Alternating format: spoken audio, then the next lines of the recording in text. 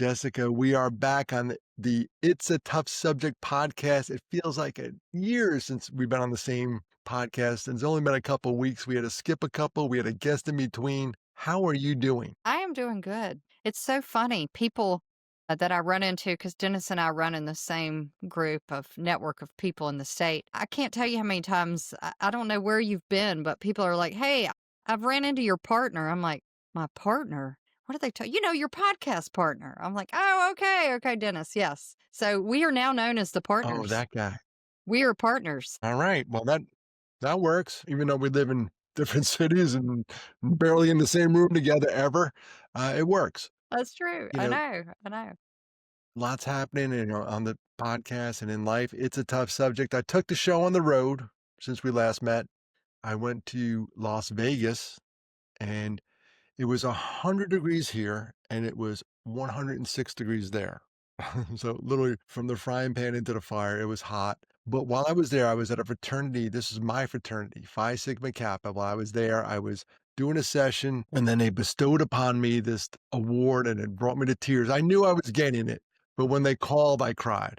That's a fact. They Aw. said, "We want to give you the Distinguished Alumnus Award." And I didn't think I was worthy. I hung up the phone. I just started crying because it's for the work Why we're would you doing not with be suicide. worthy? Come on. Come on. It's not me, it's the cause and all this other stuff. But I still took the award. I could be humble, but I still took it. I'm like, okay. And why wouldn't you?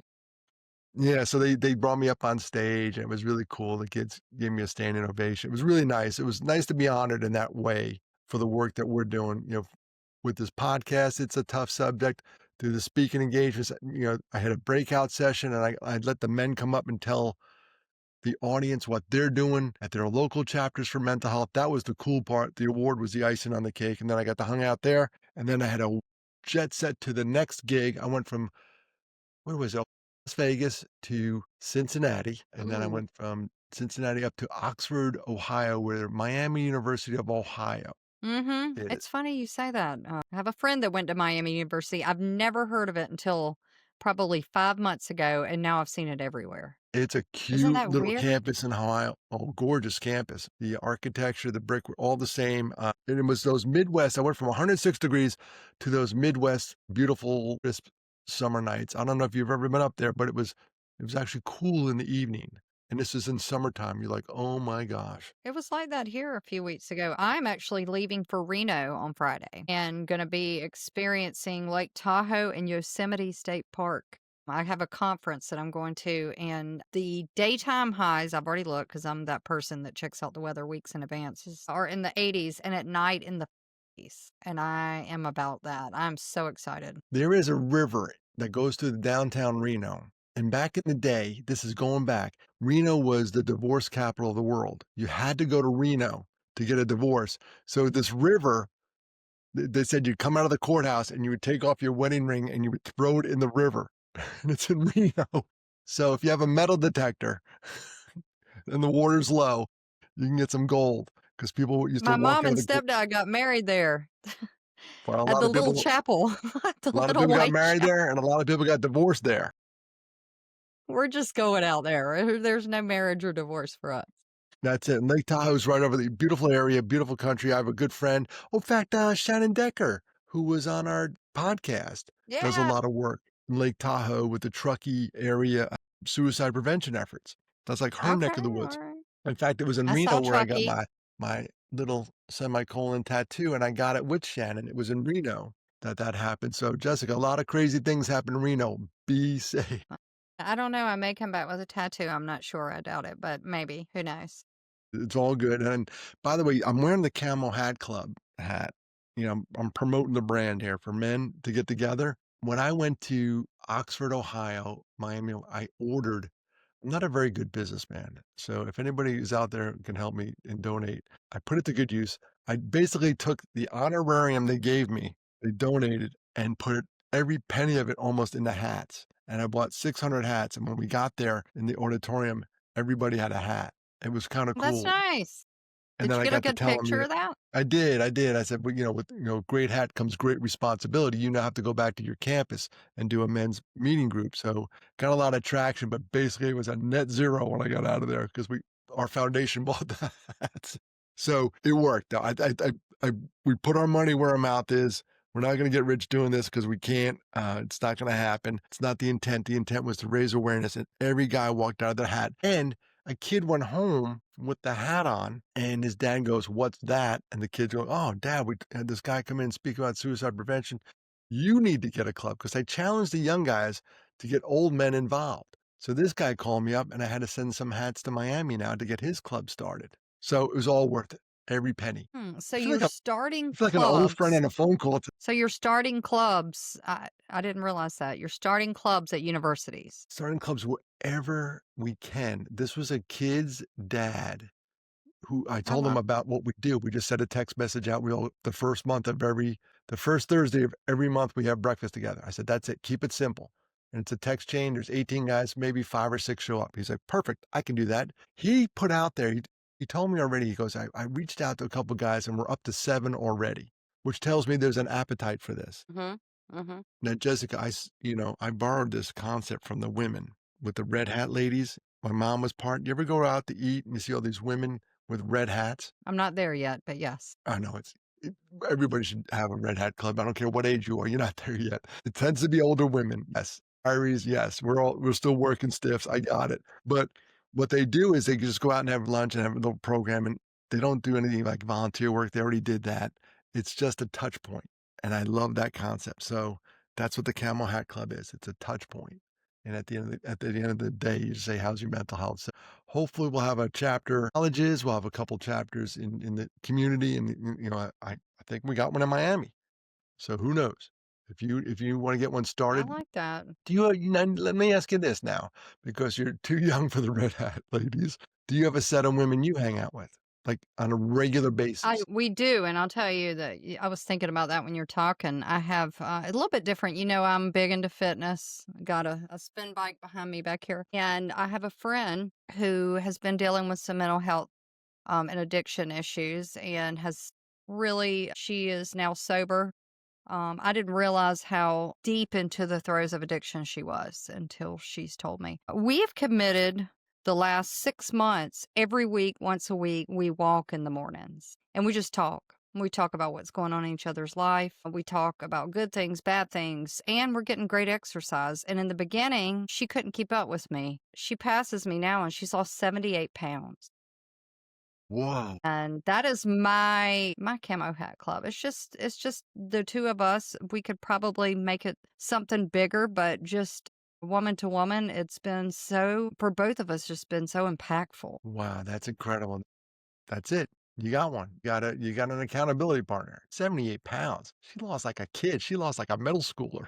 I've never seen her look this good. I literally, Dennis, did not know the things that she was dealing with, the demons. And she opened up to me, and I felt really, as a person that works in this space and we're supposed to recognize things, I felt really bad, like I had missed something. And then I was like, maybe I was, kind of always focusing on myself and not on others. And so as I heard the things she was telling me that she did, I was kind of blown away. But I would have been scared for her, but now I'm in awe of her for Yeah. many reasons. Well, the walks helped. That helped. Yeah, yeah. Now we're lifting weights, so we're trying to get buff. We're middle-aged women. We don't need the red hat. We need weights. I don't want to go to take me to the You need a bar, you but need the a lifting bar, right? well, look at you now. Look at you now, the curl bar. You want the curl bar. That's what you want. You're not It's ready for just the so red hats. You're ready for exercise is CrossFit. amazing. That's right. But exercising is just so amazing. Have you ever, I know you play tennis. Have you ever felt really crappy and you're like, oh God, so down. I don't want to go to the gym or tennis or whatever. I'm going to force myself. And you leave just fit like, thank goodness I did this today. I needed this. That's the beauty of tennis. Somebody's counting on you to go there. Because if it was up to me and I would blow it off a lot of times. But there's 3 guys. I play a lot of doubles. There's 3 guys waiting for you. And if you ever played tennis and the other guy doesn't show up, it just sucks. There's 3 of you like, all right, what are we gonna do? It just sucks. So there's accountability. You have to show up. And then there's a guy who That's why schedules all we these do that for matches. And each if you other. don't show up, you're on the naughty list. He won't schedule you. So All you right, show up. women are And you're different with right. tennis. They're brutal. I tried tennis. I was like, this is not Wimbledon. I am not good. I'm not going to be stressed out playing tennis. Women get brutal with it. Men, I believe, have a lot more fun. It's more camaraderie. Not it's not the same. Well, whatever you do, if you're out there listening to it's a tough subject. We're talking about tennis. Never date a tennis player. You know why, Jessica? I don't To them, love means nothing. Get it? 30 love, 40 love. All right, forget it. If you have to explain the I joke, it's was not going in that a good. whole different direction, Whoa, but, I wanna hear your I'm not even punchline. gonna no, I'm not gonna say it. I'm not it's not appropriate for our podcast. Well, I feel like 2 old friends catching up on a phone call 'cause since we last you're still laughing at your own joke I there. know. Yeah, I am laughing at my own joke. When we stop recording, you gotta tell me what went through your mind, but not for the listening audience. We may have kids out there, but since we last met, I feel like 2 old friends catching up on the phone. I don't know if I told you, but I had 3 calls with the South Carolina Coroners Association. I I set knew up you were going to. Yeah, that's interesting. Interesting discussion there. Tell me more. I wanna hear. Sure. You gotta start at ground zero, and these poor folks, often when there's a suicide, and we are, um, in the great state of South Carolina, and our system is where every county has a coroner. So I was wondering, like, how do they report their data? Where does it come from? How do you determine what is what? And I said, you know what? No more wondering. I'm going to ask them. So we got them on a phone call, and part of the basis for the phone call, really the gist of the phone calls were, what do we do after a suicide? Like they're going to know about it. Now what do we do? So in October, I'm attending a conference about lost teams, and those are the people that show up after a suicide. So, for instance, we just had one here where I live. It happened last weekend. My phone rang. 2 people told me, "Did you hear about this? Did you hear about this?" I would have liked to had a team in place, but we're not there yet to just show up at the house with a box of stuff. You heard on our last podcast, Michelle Snyder has these hope kits, those hope boxes. Show up with one of those boxes and then look at the family like straight in the eye and say, "I know exactly what you're going through." And they may say, "Bull crap, you don't know." And then you say, "Well, I sort of do. Here's how." But what I want to do in these lost teams, Jessica, and maybe you can help out here with your network, is it has to be somebody that matches up. Like if somebody loses a sibling, I want to be the guy to go in Mhm, and go, "All right, you lost your brother. I know what you're going mhm. through." If it's a spouse, I'm going to need somebody who's lost a spouse. So that's what the gist of the calls was. And then the coroners were all in. They were like, yeah, we need something like that. Postvention is prevention if done right. And that was the gist of it.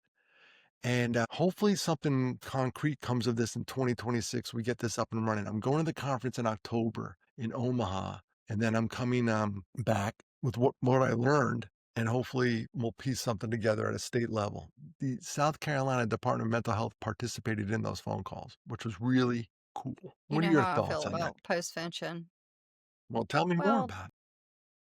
not gonna say it. I haven't told you guys yet, but I got a really exciting thing coming in 2026 around this, but not the same, a little bit different. So it's I believe that two things about corners, and you win a different way than I expected, and here's why. You know, I've talked about it before. I work in rural health, and two things I've heard. Not as much about suicide, but I would say about overdose deaths. You know, that sometimes it's hard to tell what's what, right? We don't usually talk about means, but you know, that is how my father died. I will say that. I feel like I have the right to say that. And I, sometimes coroners in small towns don't want to report that uh, to protect the families. So They when we're don't want to thinking about report a data, suicide. They don't overdose, yeah, an or overdose. suicide. Yeah, they So how report would they it report it? differently. Not 100% sure, that's why I was hoping that you I don't think anybody's gonna tell you that, but these are things that I've heard from community members. And then the other thing is that something that really grates my nerves is and it's hard to talk about money and things like that after that, that's the business of death, right? But insurance companies. My family did not receive a benefit, total benefit, because of my father's death. Now, what does that tell people? It's not seen as a disease. They wouldn't do that if someone died of cancer. It really is something that stayed on my mind. I mean, we were a family that needed that. My father was the breadwinner. My mother Oh, couldn't work. We were yeah. struggling. She needed to stay with us. We needed that money. And we got some, but not what we would have gotten a total payout. That they paid for this policy. And there is information written in policies specifically around death by suicide. So that's very bothersome to me. So that could be another reason that it might not be reported some certain way if they were aware of that. I don't know, but what we need to be doing is going straight to these life insurance companies because that can impact a family that's already struggling in a huge way financially. Especially as you're right, and these companies make millions and billions every year. There's not an insurance company there that loses money. 'Cause Right. Right. they have the odds in their favor. We're betting against the house. We all pay in, and 99% of what we worry about never happens, so we all buy insurance, but we rarely cash it in unless it's life insurance, then you're not around to cash it in. You're right. But that's it's funny, my wife just got a new policy, and there's wording in there about suicide. And we have such a long way to go, Dennis. I was listening to a book and I know the author, and she was talking about a mother had taken her life in the book, and they used words like cowardice, the easy way out. They Jeez. used this language in a book. And I was like, wow, how can you in 2025, with as much information as we put out, with many programs that are available in education, still be saying things like that? It's got your blood boiling. Yeah, because I'm really just trying to determine should I reach out to this author who I know and how would I say that? What should I say? Do I say, "Hey, I loved your book. I just want to kind of address something that really stuck with me." And I'm determining if I'm going to do that or not, but it is mentioned multiple times in the book. And I And I vote, think that's not good. That's I not say, "Do good. it." In a nice way. Again, we have to meet people where they are, right? I don't want to make people feel bad. People have their own experience. If they haven't experienced it, maybe you and I may feel, I don't know? I've done that with newspaper articles when they butcher up the, article a little bit. They, committed suicide there, say that word. I will go reach out to them and say, "Hey, the sandwich technique. Love the article. Couple things you could do. Thanks for doing it." But, Yeah. you know, The a compliment nice little sandwich, they sandwich call it. in the middle is like a big F you, but it's nice. It's surrounded by 2, like, pieces of white bread, it's nice. But I've done that. Most of the times they reach back out and say, "Thank you for pointing that out," and I've had a couple correct the online version. Like, when it came out in print or something like that, they said, "Thank you, the print's already done, but I corrected the online version." I don't know how I would address that other than saying, this is the work that I do. We're working really hard to change, the perception of people who die by suicide. I spent 30, you and I've talked about this, 4 years thinking my dad was a horrible person and focusing on that. And you're just furthering that narrative. As many people that are affected by suicide, somebody else probably heard that. Or maybe somebody was contemplating suicide and listened to this book and it made them feel even worse because they were having these terrible feelings that they were ashamed of. Yeah, part of them wants to die, but a big part of them wants to live. And there's a pain piece. The pain piece needs to die. Yes, I agree. I want you out of pain, but I don't want you out of this life. There's a way to say, I look forward to our next podcast when you tell us all how you reached out to this author because I'm holding you accountable. You're in my little camel hat club now. Email Dennis and tell him how you would address this issue. I'm That's looking for it. some help here. Maybe I'll say, have you heard our podcast? Oh my gosh, she's talking about me. Great book. It's all about people and friendships and survival and animals and all those touchy feely things. And then they threw that in there. And I was like, oh, no, no, you just lost me. Thank you for letting me share that. It's been on my mind. Well, obviously. Well, let it out. Let it rip. Now, if it's on Yeah. your mind, I want some action. I am going to hold you accountable. Do it, Yeah. Jessica. Rip, I rip her a will, I new will. one. I have to. I have to. No, I'm not gonna rip her a new one. I'm You gonna got say in that my nice, Southern charm. I'm a health educator. I know how to talk to people and no matter who you are about things that maybe are difficult. At one time I wanted to be a sex ed teacher. I love talking about subjects that really make people uncomfortable. That's horrible. You do too. Don't lie. Blushing. I did not see that coming. Oh dear. Oh dear. I do declare. Um, I am blushing. I didn't see that coming, but I would, suicide's one of those subjects where people don't want to talk about. So stay there. It's a tough subject. It's a tough subject. It is. And it's, you're Yeah. interested. The coroners, I was going to sort of go where you were going with this. Like, how do you determine? And they told me they sent it to the public health administration. But you're right. In a small town where there was a suicide across USA and the coroner knows the family and he knows there may be an insurance thing, there may be a stigma thing, all of Yeah. this, they may rule accidental overdose, inadvertent, whatever they wanna call it, and I get it. I get it. But what Yeah. that does I mean mean, I for told us. people my dad had a heart attack for years, especially when I was young. You didn't talk about things like that in the No, you 90s. didn't talk about it. I get it. Totally get it.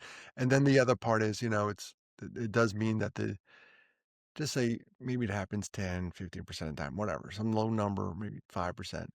That means that suicide numbers are woefully underreported, the Yep. actual We data. talk about that in overdose reporting too. You have to take it with a grain of salt, like anything. It probably need to err on more than less. So you look at the number for us, 49,000 roughly, 356, whatever the number is. It's 49,000 something, just shy of 50. So then we got to add, say if you add 10%, that's about 4,900, that's another 45,000. So you're at Don't ask me 54,000. to do math.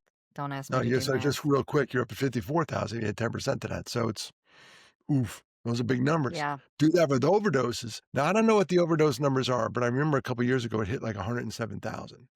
It's the numbers are high, but they are decreasing, but there's still too many deaths, and there again, when you talk about, non-fatal overdose deaths, or let's say non-fatal suicide attempts, right? That you're more or less depending a lot of times on people self-reporting things or being honest about it, and, sometimes they're not reported at all. It just depends, and so when we think about those types of numbers, right?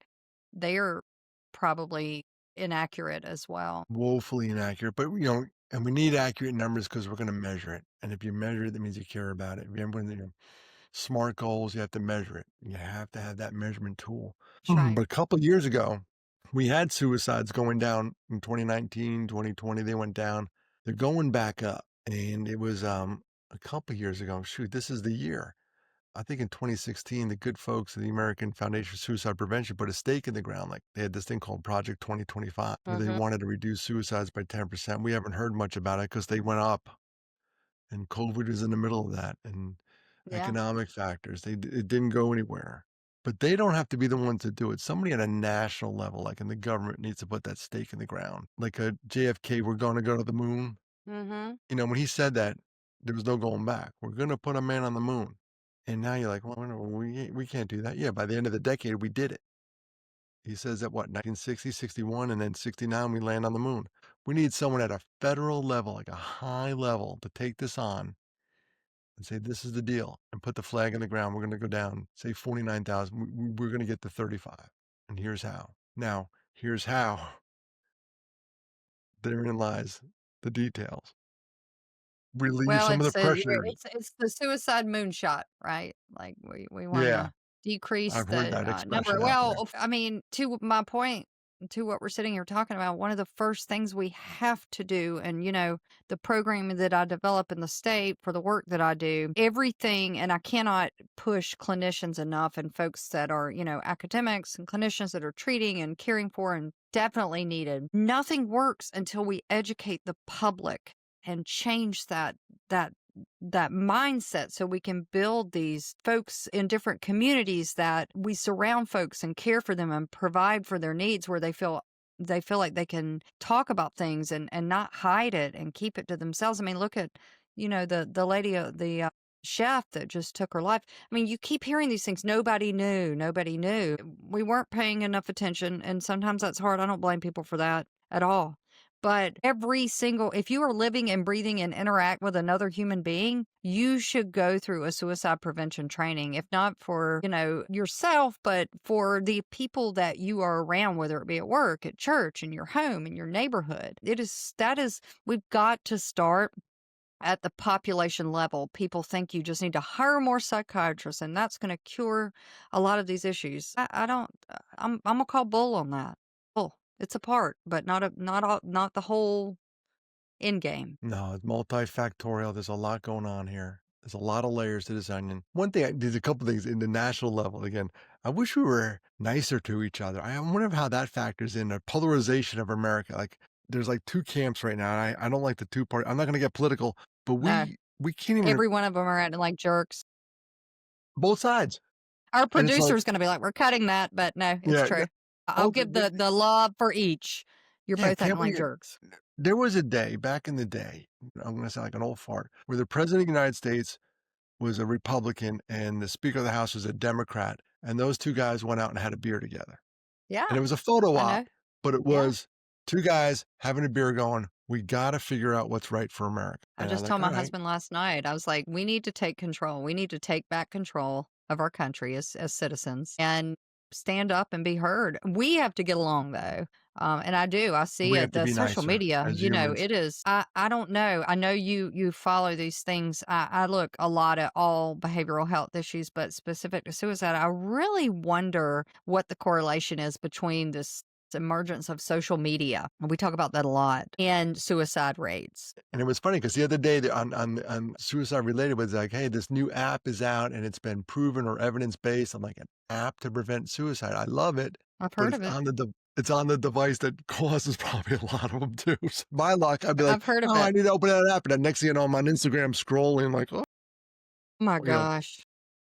if it I would I totally get mean, diverted. I can't. It's Well, I gotta so look bad, and I'm so addicted to it. I'm not even lying about it. I'll be honest with you. I can recognize it. It's boredom. Your brain my tomorrow. brain now has to always be going, right? Boredom is good for your brain. Boredom's good. Tomorrow, this is why today's the longest day. Tomorrow I'm going on vacation and I'm going to the Weren't you middle of just on nowhere. vacation? I'm always on vacation.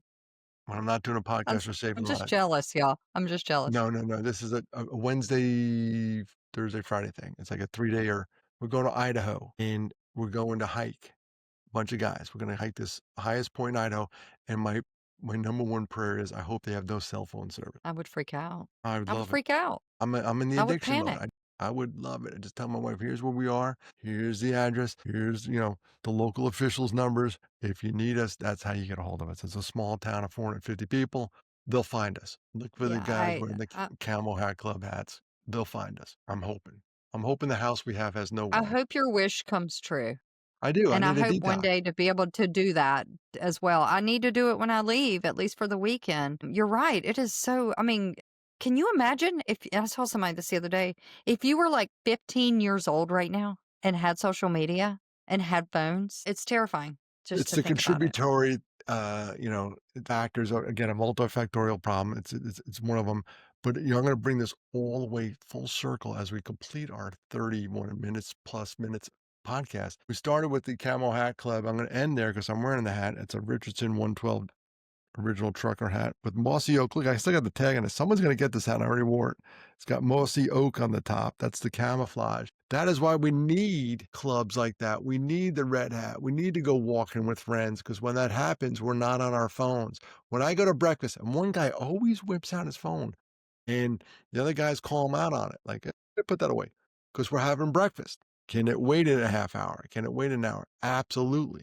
And it's funny because this one guy really does call out the other guy and goes, "Hey, put that away. We're doing breakfast." So I gotta find more activities. Tennis is kind of fun because I can't bring my phone on the court. Hour and a half of I pure have my bliss. phone walking because I'm tracking You walk, my miles and calories. So can't do it on your watch or something? we don't look at it though. I have a little fanny pack. Yes, I have a fanny pack that I love that goes everywhere Well, with me. And I stick it in there. And also, sometimes you need to call a friend to come get you because you're alright, that's fair. just happens. It Twisted was very ankle. hot the other day. Yes. Yes. And to Or our other friends things. in the UK, we're global with this with podcasts now. We're global. To our friends in the UK, fanny means something different. It's just different. We- We'll we'll yeah, I leave it found that out from a friend from Ireland. Yeah, but we will leave it at that. Jessica, it was great catching up. It's been too long.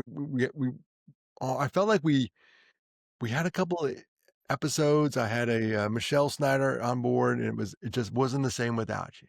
It just wasn't the same. we're gonna be on vacation. I'm gonna be gone for a week. On September 5th, I'm gonna be in person speaking at one of our local community suicide prevention luncheons. So I'm super excited about that. And they're like, promote your podcast. Is it I'm open to the going public? to. Yes, it's in Aiken, South Carolina. So I'll I'm put it I'm gonna be there talking and about hope, about postvention, all the things that we're talking about. It's about hope. well, you gotta put it in the show notes then. We gotta get that out there. Aiken, South Carolina, beautiful We horse might country. talk before then. I will talk more about it. All right. We'll continue to talk. I'm going to Wood County, Ohio, September 30th. They sent in half their deposit for the it's happening, and it's, the Wood County Suicide Prevention Task Force in Ohio, Bowling Green, September 30th. We'll start putting these dates Bowling out there. Green, We said Ohio? yeah, there's a Bowling Green, Kentucky, there's a Bowling Green, Ohio. Bowling Green State University is in Ohio. It's up that way. I fly into Detroit, and then you drive south through Toledo, and you're in Bowling Green before you know it. Cool. You didn't know you have a Awesome. podcast with a regular I'm like MapQuest over here. I can do it in my I was head. like, "What?" I mean, Ohio, you in Ohio, I mean, there's lots going on there, huh? It's a good little state. They come down to South Carolina, they spend a lot of their money down here in the summer, so we like Ohio. Oh, yeah, They go I know they they go do. down to Hilton Head, they go down to Myrtle Beach, they stimulate our economy. That's why they built 77 directly right in there, right? It Get them starts down, at ship them Cleveland. down. That's it. It starts at Cleveland and it ends in Columbia, South Carolina. That's I know those endpoints of that road because I've driven it. All is well. Well, Jessica, good to see you again. It's a tough subject, but hopefully by we continuing these podcasts, we shed light on this subject and it becomes less and less and less tough to talk about because we need to talk. And That's I'm right, glad I have you to help me talk about and I'm glad I have you too, Jenna. and hopefully we won't suffer from pod fade and we'll continue our efforts and look forward to the next episode and continue to look for guests because we enjoyed having Shannon Decker, we had Josh Gardner, we had Michelle Snyder, and more to come on It's a Tough Subject. I'm Dennis Gillan, that's Jessica Seel. Folks, that's our episode for today. Thanks for tuning in.